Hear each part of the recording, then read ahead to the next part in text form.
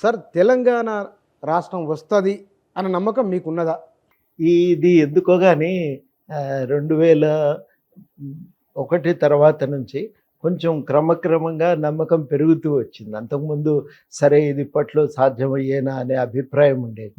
అభిప్రాయం ఉన్న అవసరం కాబట్టి సీరియస్గా ఏదైనా ప్రయత్నం చేద్దామని నిర్ణయించుకున్నాం.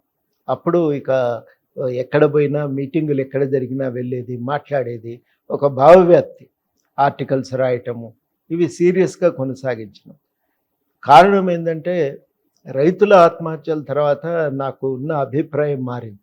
అప్పటి వరకు దాన్ని ఒక సాంస్కృతిక సమస్యగా, ఒక అస్తిత్వ సమస్యగా మాత్రమే చూసినాం.